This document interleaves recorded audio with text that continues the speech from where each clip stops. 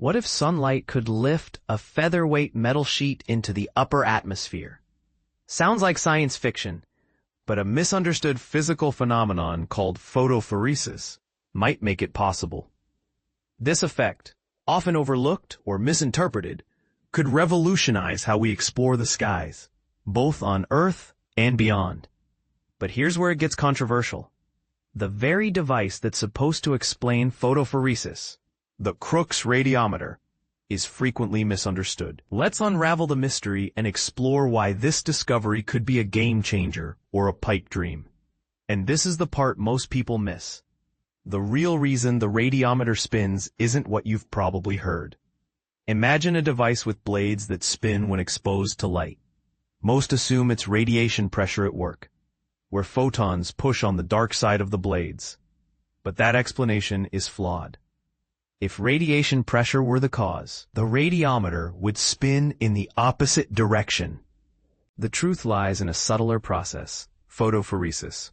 When light hits the dark side of the blades, it heats up, creating a temperature difference between the dark and shiny sides.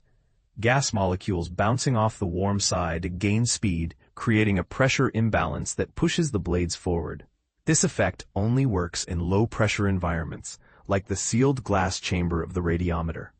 Now, picture scaling this up. A team of researchers has proposed using photophoresis to lift thin metal sheets into the mesosphere, the mysterious layer of Earth's atmosphere where balloons can't float and satellites can't survive. Their prototype, dubbed nanocardboard, consists of two perforated metal sheets, one dark, one light, connected by tiny tubes.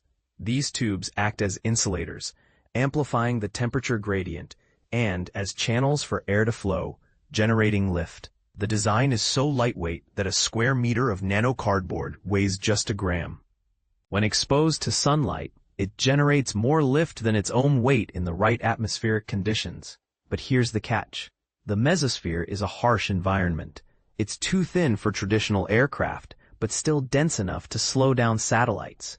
To reach this layer, the nanocardboard devices would need to be carried aloft by other means, like high-altitude balloons, and then released carefully to avoid damage. Even then, they'd likely descend at night unless deployed during the polar summer. And this is the part that sparks debate. Could this technology work on Mars, where the atmosphere is even thinner? The researchers suggest it's possible, but skeptics argue the Martian environment might be too extreme. The team's experiments have shown promise. Using a laser or LED, they demonstrated measurable lift in a controlled low-pressure setup. Their models also revealed key design principles. Smaller sheets generate more lift per area, and the optimal lift occurs in the mesosphere. Yet, practical applications remain a distant goal.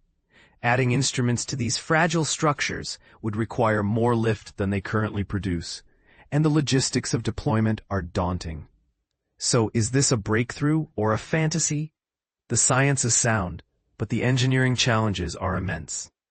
As the researchers admit, this is still a neat bit of physics waiting for a practical use. But that's where you come in. Do you think photophoresis could one day replace balloons and satellites in atmospheric research? Or is this just another overhyped idea?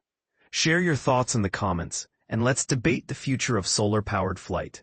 John, the science editor behind this report, holds a PhD in molecular and cell biology and has spent years demystifying complex topics. When he's not writing, he's likely out on a bike ride or hiking through the mountains, proof that even a brain full of science can still crave a good adventure.